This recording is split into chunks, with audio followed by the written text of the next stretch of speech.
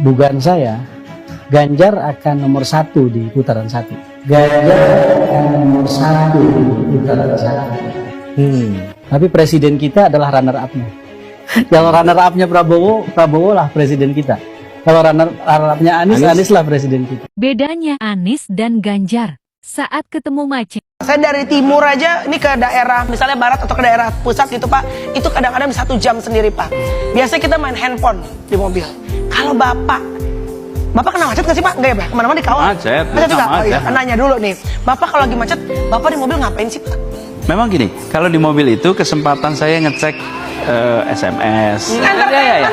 Oh benar. Iya, Kadang-kadang kan? lihat juga. Jadi Iya. saya lihat kalau udah itu selesai, lihat Instagram, lihat berita. Iya. Jadi ya seperti normalnya yang lain-lain lah.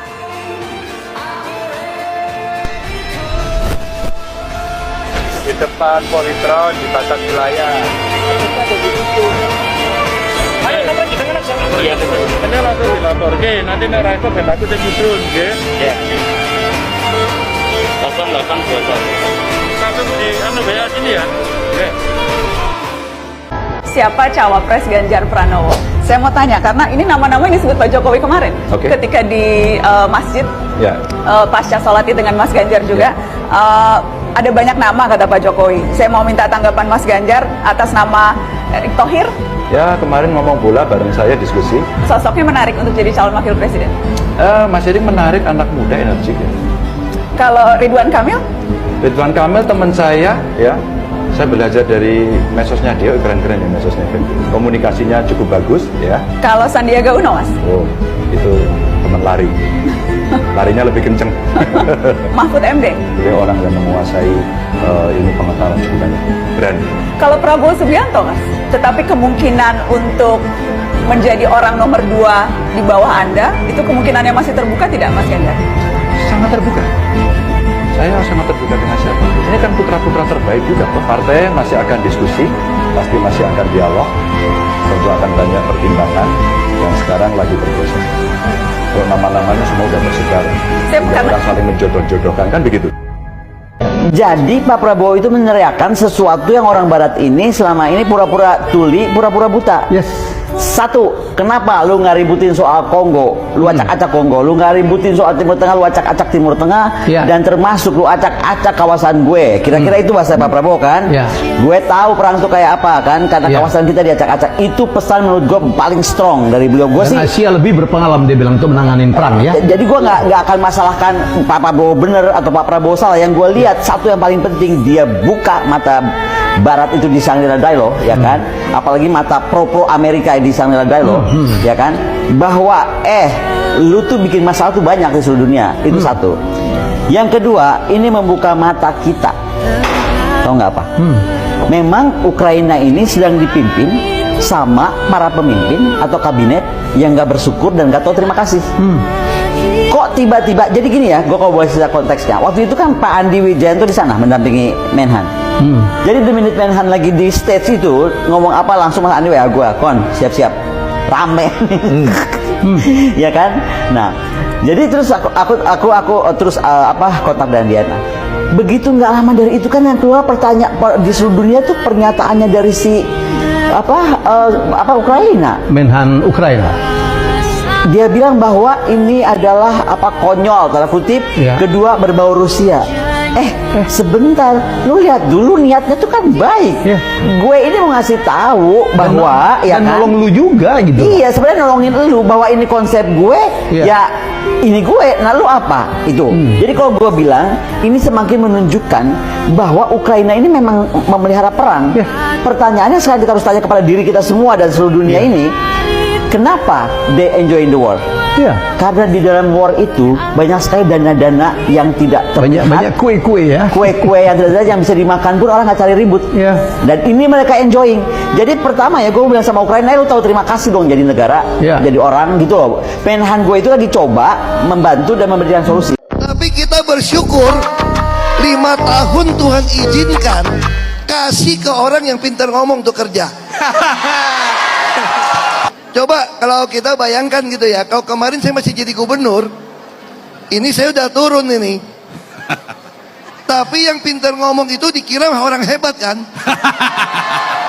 Ini lebih berbahaya tahun 2024. Kalau mau nguji karakter sejati seseorang, kasih dia kekuasaan, langsung ketahuan karakternya.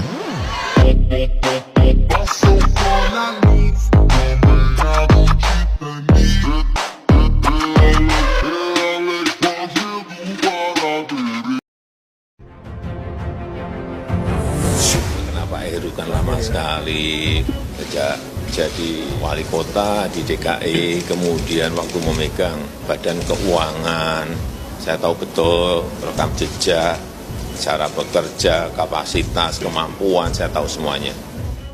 Ya, ketika baru ada isu Pak Jokowi menugaskan Heru Budi Hartono ke Jakarta gantikan Anies, aura di DKI yang tadinya suram mendadak penuh harapan. Dan ketika Heru Budi dilantik Mendagri Tito Karnavian kemarin, buzzer alumni Balai Kota di masa Anies sudah kelojotan entah apa yang membuat mereka ketakutan terhadap Pak Heru. Ternyata sekarang ketahuan. Ternyata pendukung Anies sangat khawatir ada yang bisa kerja beneran jadi gubernur. Ternyata para bohir Anies khawatir kalau ada yang lebih bisa diandalkan jadi pemimpin warga Jakarta ketimbang Anies. Kalau ada yang jadi gubernur beneran dan itu lebih nyata kerjanya dibanding Anies, mereka khawatir kalau nama Anies kemudian tenggelam dengan cepat karena publik akhirnya tahu bahwa selama ini memang Aniesnya mementingkan egonya sendiri, bukan solusi warga Jakarta yang bahkan serba memburu setelah dipegang oleh Anies. Kini Pak Heru Budi datang dan dengan apa yang dia kerjakan seminggu pertama menjabat ini saja, bisa kita simpulkan bahwa Heru Budi adalah antitesa Anies. Itu bahasa sederhananya adalah kebalikan Heru Budi, adalah kebalikan dari Anies Baswedan minimal dari etos kerjanya. Lah, kenapa begitu? Ia meyakini bahwa Heru akan menjalankan kebijakan yang pernah dicanangkan Pak Jokowi bersama Pak Basuki Cahayapurnama atau Ahok pada masa lalu. Dan kehadiran Heru ini seolah Pak Jokowi ingin menegaskan legasinya ada yang meneruskan. Warisan barisan pekerjaan yang tertunda bisa ada yang meneruskan. Tidak seperti kemarin di Jeddah karena kita tahu Anies memang memiliki ego yang besar, apalagi soal program kerja ya seolah nggak mau. Jadi penerus siapapun Anies punya rencana sendiri. Nah, Pak Heru Budi ya mungkin bisa jadi ditugaskan Pak Jokowi untuk membawa arah kembali ke program-program yang dikenal dengan slogan Jakarta Baru yang dulu itu. Dan karena Anies selama ini selalu dianggap berbeda dengan Pak Jokowi, dan program-programnya banyak yang hanya lipstik belakang, maka dipastikan kalau Heru Budi Hartono konsisten kerjanya seperti seminggu awal ini, maka dengan itu meyakini dia memang patut jadi pemimpin. Kita tahu Jokowi Ahok di masanya adalah pasangan gubernur dan wakil gubernur yang penuh dengan kreativitas membanggakan. Mereka nggak pernah lelah keliling Jakarta bahkan sampai ke pelosok-pelosok gang-gang sempit di ibu kota. Bahkan ketika dirasa kurang waktu untuk berkeliling ke kampung-kampung menerima masukan dan juga terjun langsung di setiap kesulitan warga. Balai Kota pun untuk pertama kalinya dibuka untuk dijadikan rumah di mana rakyat Jakarta bisa mengadu langsung ke gubernur dan ini tidak dilakukan di masa Anies. Pusat pengaduan warga di Balai Kota langsung ditutup sama Anies, alasannya udah pakai aplikasi Zaki. Katanya operasi aplikasi Zaki ini pada operasionalnya itu banyak warga yang menggunakan yang kalau ada warga ngadu itu malah kena premanisasi bawahnya Anies. Ngeri ya, rakyat ngadu malah dimaki. Mungkin ada atensi yang serius ke warga-warga kecil di pelosok-pelosok ujung Jakarta. Gak nyenggol kebijakan yang pro rakyat kecil di sudut-sudut kampung yang ungu. Warga di bantaran sungai dibiarkan berjibaku melawan maut yang banjir datang. Kampung yang kumuh karena mungkin jarang orang yang akan datang, apalagi media akan mendokumentasikan kerjaan di situ itu. Anies juga cuma fokus membangun jalanan Sudirman Tamrin dan fokus menggrooming lokasi-lokasi yang menurutnya instagramable yang bisa dibuat foto-foto dia dan juga istrinya. Foto-foto berdua istri ya senyum-senyum sendiri, merenovasi sendiri, diresmikan sendiri buat foto suami istri sendiri, dan senang sendiri tetapi pakai duit negara.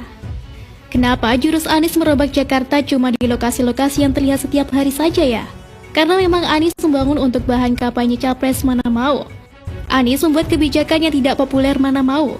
Maka Anies melakukan banyak dusta hanya karena ya biar dianggap populis meskipun bisa diumpamakan meracuni warganya sendiri. Kebijakan banjir yang gak jelas sampai dituntut warganya hanya untuk disuruh kerja, Lalu pembagian jalan raya yang terlihat memaksa supaya trotoarnya lebar malah badan jalannya yang jadi sempit. Kebijakan membangun tanpa meneliti atau malah diduga penuh kelebihan bayar. Sehingga kualitas bangunan sering memalukan itu adalah bukti bahwa Anies sebenarnya nggak peduli dengan warganya sendiri.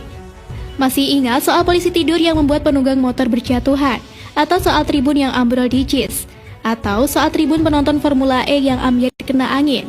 Adalah bukti-bukti bahwa Anies juga nggak memiliki kemampuan secara teknis atau mengganti nama yang jadi kerjaan utama Anies rename, sampai akhirnya blunder mengganti nama kota tua menjadi Batavia. yang ternyata adalah peninggalan VOC. Bisa dilihat, Anies cuma fokus di menara-menara yang tinggi supaya terlihat oleh siapapun dia kerja. Padahal jauh dari harapan orang. Karena Anies nggak membuat sesuatu yang yang baru tuh. Nggak, dia hanya merenovasi. Dia hanya ahli pidato yang suka merenovasi saja. Jika dilihat dari alasan keputusan Presiden Jokowi menempatkan Heru Budi Hartono sebagai pejabat, sementara Gubernur DKI menuai banyak apresiasi, ya mantan Wali Kota Jakarta Utara tahun 2014 Pak Heru ini, dan juga mantan Kepala Badan Pengelola Keuangan Aset Daerah Jakarta ini paham betul dalam dalaman birokrasi DKI. Heru Budi adalah orang lama di Pemprov DKI. Banyak yang senang Jakarta kembali dipimpin oleh orang yang paham, bukan orang yang pura-pura paham kerjanya ngabisin anggaran. Yang menarik dari Heru adalah integritas dan loyalitasnya pada Presiden Jokowi, yang menjadikannya dipercaya menjabat sebagai Kepala Sekretariat Kepresidenan. Setelah kelar pilkada paling brutal tahun 2017, lalu Jakarta yang menjadikan Anies Baswedan sebagai gubernur, Heru memilih mengundurkan diri segala jabatannya di birokrasi DKI. Kemudian Jokowi menarik dirinya sebagai ajudan presiden yang mengatur segala jadwal, memberi masukan terkait administrasi. Bahkan juga konon kabarnya sekaligus sebagai pembisik Presiden Jokowi untuk urusan Jakarta. Pantesan Anies kelihatan kesel ya. Ternyata Pak Jokowi punya cepu untuk urusan Jakarta. Tata kelola di Jakarta semasa dijabat Jokowi Ahok kemudian diambil alih oleh Anies dan mengalami titik paling kacau, paling rendah, titik paling absurd, titik paling murah dalam sejarah, bahkan bisa dibilang titik paling mengecewakan. Jakarta bukannya menjadi contoh bagi kota lain di Indonesia, malah jadi cemoohan, jadi bulian, jadi roastingan orang selama 5 tahun terakhir ini. Yang populer bukan isu kemajuannya, boro-boro kebahagiaan warganya, tapi malah politik identitas ayat mayat adalah kata yang paling populer karena Anies di Jakarta. Juga soal transparan anggaran dan juga perencanaan keuangan, skema e-budgeting yang sudah mulai dirintis zamannya Pak Jokowi Ahok hancur di tangan Anies. Bagi Anies dan juga pendukungnya, transparansi anggaran adalah sebuah kemustahilan. Kita melihat bahkan sampai KPK turun tangan ya, seolah e-budgeting yang dulu digagas oleh Pak Jokowi itu jadi monster. Jadi momok yang paling menakutkan bagi predator anggaran yang selama ini suka foya-foya.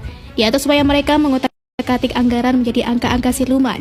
Dan kita semua menjadi saksi ya, ketika di akhir masa jabatan Gubernur Anies. Oktober 2022 kemarin, sejumlah kejanggalan temuan dugaan korupsi dan juga kolusi berderet panjang. Daftar permasalahannya lihat aja. Dari mulai indikasi markup anggaran dan kelebihan bayar hingga proyek-proyek yang enggak ada manfaatnya. Menjadi warisan apa ya? Warisan buruk sepeninggalannya Anies. Nah, dengan kehadiran Heru Budi Hartono yang langsung tancap gas dengan meminjam slogannya Pak Jokowi, yaitu kerja-kerja-kerja, yang merupakan slogan Anies yaitu jis jis jis. Lantas, gimana menurut Anda?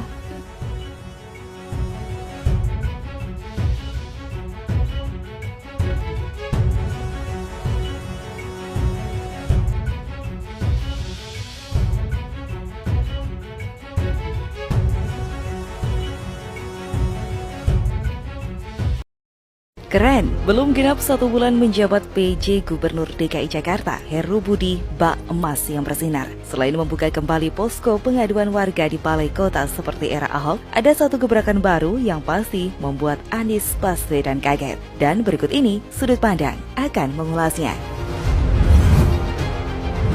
Gubernur, jangan melihat program itu dibuat oleh siapa, tetapi lihatlah program itu untuk siapa. Sudah diperkirakan jika Heru Budi Hartono akan mendapatkan penolakan dari sejumlah elemen masyarakat. Siapa mereka? Tak sulit untuk menduganya, pasti kadrun. Kaum ini merupakan pendukung militan Anies yang sudah menjadi mantan per 16 Oktober 2022 lalu. Belum lama ini ada aksi yang membentangkan spanduk bahwa Heru Budi itu piaraan rezim. Maksud mereka tentu rezim pemerintahan saat ini yang dipimpin Presiden Jokowi. Tapi tidak apa-apa, bukan Jokowi namanya kalau tak mampu membalik keadaan. Belum genap 1 bulan, gebrakan-gebrakan PJ Gubernur DKI Jakarta yang diajukan Jokowi sudah terasa. Lewat Pemprov DKI Jakarta, Heru Budi diminta memperbanyak stasiun pengisian kendaraan listrik umum atau SPKLU di ibu kota. Hal itu disampaikan Menteri Perhubungan Budi Karya Sumadi seusai melakukan pertemuan dengan PJ Gubernur DKI Jakarta tersebut di kantor Kementerian Perhubungan Jakarta kemarin. Apalagi kendaraan listrik menjadi impian Bapak Presiden. Oleh karenanya, dengan semakin banyaknya tempat pengisian daya, maka minat masyarakat untuk pindah ke kendaraan listrik akan semakin meningkat. Apalagi pemerintah kemungkinan akan menyiapkan subsidi tahun depan, sehingga perubahan akan terjadi lebih cepat. Hal tersebut langsung direspon PJ Gubernur DKI Jakarta Heru Budi Santoso yang mengatakan akan menindaklanjuti usulan tersebut. Menurutnya, percepatan penyediaan SPKLU bisa dilakukan melalui kerjasama dengan berbagai pihak. Hingga 2023, menurutnya, akan ada sebanyak 60 SPKLU lagi yang dibangun PLN melalui investasinya sendiri. Saat ini, total SPKLU yang telah dibangun PLN adalah sebanyak 150 unit yang tersebar di 120 titik dengan rencana penambahan hingga akhir 2022 sebanyak 20 hingga 30 SPKLU. Kini, Heru Budi semakin membuat Jakarta lebih maju dibandingkan sebelumnya yang membuat proyek tanpa guna. Seorang pemimpin memang harus memiliki visi yang maju ke depan untuk memikirkan rakyatnya dan memperhatikan mereka. Hanya saja, kenapa Bapak Heru Budi Hartono ini terlihat begitu luar biasa dan sangat mantap kelihatannya? Kenapa Bapak Heru Budi Hartono ini menjadi sosok yang dielukan dan dipuja-puji oleh rakyat DKI Jakarta belakangan ini? Karena ada sosok antitesis, yakni Anies Baswedan. Karena selama ini kita melihat presiden sebelumnya tidak bekerja dan justru cenderung menghambur-hamburkan uang saja. Janji-janji manisnya gagal untuk direalisasikan. Apa yang dikerjakan oleh orang ini hanyalah pencitraan. Sebagai seorang pemimpin, Heru Budi Hartono menjadi sosok yang bekerja seperti biasa dan tidak terlalu berlebihan. Itulah yang membuat dia begitu berbeda dengan sosok satu lagi yang kalau disingkat namanya jadi nggak pantas. Kita melihat sebenarnya secara struktur kepemimpinan Bapak Heru Budi Hartono memang menjalankan tugasnya sebagai gubernur karena dia memiliki job description sebagai pejabat gubernur. Memang sudah sepantasnya yang tidak perlu kita debatkan lagi. He's supposed to be at work like that because he's the one that is manifested in Jakarta by the anointing by the Minister of Internal Affairs. Tapi ya karena memang pembanding sebelumnya saja yang terlalu dungu untuk kita ceritakan. Jadi ya sekali lagi terima kasih untuk Bapak Menteri Dalam Negeri yakni Bapak Tito Karnavian yang sudah menunjuk Bapak Heru Budi Hartono sebagai orang yang merestorasi Jakarta kembali ke tangan rakyat Indonesia. Memang sudah sewajarnya Bapak Heru Budi Hartono diapresiasi oleh kita semua, baik dari Jakarta maupun yang di luar Jakarta. Bayangkan saja, Anies Baswedan sampai kehabisan akal untuk mengundang rakyat Jakarta dalam pesta perpisahannya, sampai-sampai mengundang orang dari luar kota Jakarta. Saking malunya menjadi pendukung Anies Baswedan membuat kita semua salah paham bahwa mereka itu dungu. Pekerjaan Bapak Heru Budi Hartono sekarang sudah berjalan dengan sangat baik. Dan saya kira dalam waktu 2 tahun ke depan ini, Jakarta bisa kembali menjadi Jakarta yang milik rakyat Indonesia. Yang tidak kalah penting, Heru Budi juga sudah menyampaikan ke media bahwa dia akan membuka kembali posko pengaduan warga di Balai Kota. Seperti era gubernur sebelum Anies. Ini jadi semacam angin sejuk dan segar bagi para warga Jakarta ya. Balai Kota kembali dibuka untuk kepentingan rakyat. Ini bakal bikin Heru Budi makin diterima oleh warga Jakarta. Kedekatan semacam itu sebenarnya sangat relevan dengan ambisi Anies yang mau nyapres. Tapi entah kenapa ya, dia malah nggak mau mengambil kesempatan itu dulu. Sekarang, Heru Budi yang nggak ada niatan politis, justru namanya bakal makin berkibar di DKI Jakarta. Apakah hanya Anies? Apakah tidak ada pilihan lain? Seakan-akan Anda tidak setuju dengan pilihan untuk mendukung Anies Baswedan. Anda menawarkan opsi lain, begitu? Enggak. Jadi begini, dia bilang, Prof, saya mau mendukung Anies. Oh silakan, hak Anda mendukung. Kalau ada yang menghalangi, tanyakan ke dia. Kalau ada yang menghalangi Anda mendukung Anies, lapor ke saya. Gitu. Bahkan saya tugaskan Anda carikan Anies dapat tiket biar demokrasi ini hidup. Itu kata saya kepada Anda. Tapi saya tidak mendukung Anies. Clear. Hanya bilang begitu saya. Lalu tanya, ada alternatif? Ya, saya tentu punya alternatif. Oh, jadi gitu. Alternatif itu ditanya. Bukan Anda menyodorkan alternatif. Enggak. Mendukung siapa ya? Saya nyebut lah kalau ini begini, kalau ini begini, kalau ini. Kalau bagi saya yang ini kira-kira ya bisa mungkin menyelesaikan masalah yang terkait ini. Cuma gitu, tapi saya tidak dukung Anies. Saya juga tidak bilang dukung yang lain. Orang semua mengatakan yang nggak suka sama Anies Baswedan waktu pilihan gubernur DKI menggunakan politik identitas. Jangan pilih Anies karena itu politik identitas. Aku bilang di mana-mana itu istilah yang membodohkan. Semua orang punya identitas. Nggak usah ngomong Valen ini orang Batak dari identitas. Nggak usah ngomong Tejo ini orang Jawa. Itu pembodohan. Tapi saya memberi ruang. Oke, tapi yang nggak suka Anies harusnya bilang gimana? Kalau menjawabnya itu dengan kenyataan. Apakah saya ketika mengelola Jakarta diskriminatif? Apakah ketika saya mengelola Jakarta memberikan perlakuan yang tidak adil? Apakah kemudian cenderung kepada 1-2 kelompok tertentu atau semua dapat kesetaraan? Kan Anies udah 5 tahun tugas. Kenapa terus-menerus dinilai pakai pernyataan? Lihatlah kenyataan. Kenyataannya udah kok. Jadi kalau misalnya dituduh dengan misalnya ya framing apapun juga, itu 2017. Karena itu saya nggak pernah bantah. Tidak membantah, tidak mengkoreksi. Kenapa? Saya cuma minta, ya Tuhan beri saya umur panjang supaya 5 tahun ini selesai. Karena kalau 5 tahun selesai, saya akan jawab semua itu. Semua tuduhan di masa kampanye. Kan ketakutan. Pak Anies, nanti kalau Anies Anda bertugas sih, nanti Jakarta akan jadi begini. Akan. Dan Jakarta udah tuh. Apakah dugaan 5 tahun lalu terbukti? Kalau nggak terbukti, batalin aja itu dugaannya. Kita gunakan akal sehat. Udah terjadi kok 5 tahun. 5 tahun gimana Jakarta? Rasanya Jakarta tenang, tidak ada ketegangan. Jakarta damai. Suasananya suasana guyup. Itu kan dibangun 5 tahun ini. Kan nggak kelihatan. Saya sapa semuanya. Komunikasi dengan semuanya. Dari mulai yang sepemahaman sama yang tidak sepemahaman. Dan saya tidak peduli apa pikiran mereka di masa lalu. Saya sering bilang begini. I'm not asking you to like me. I'm asking you to help Jakarta. Saya nggak minta Anda menyukai saya, tapi saya minta Anda bantu Jakarta. Kalau Ganjar jadi maupun kalau Anies jadi itu permusuhan akan sangat merajalela antara Kadrun dengan Cebong.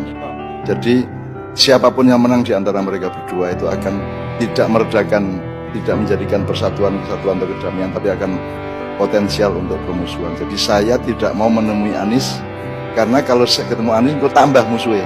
Ya tak? Tambah kadar permusuhannya akan tambah. Jadi saya nggak mau nambah orang ribut. Nanti ketika ada krisis pangan, ada krisis keuangan nasional, kalau sampai ke tingkat krusial benar secara nasional, kue untuk penggawean itu mesti jaluk tulungan nang kue gitu. Karena kerjaan saya sejak dulu itu kayak naik wis normal nyinggang aku, itu naik wis dalam ancaman jaluk tulungan aku. Kayak ngerasanya aku nih naik ketemu tangan yang ngambung tangan bukan gitu kan. Jadi itu biasa menungso bajingan kayak ngono biasa.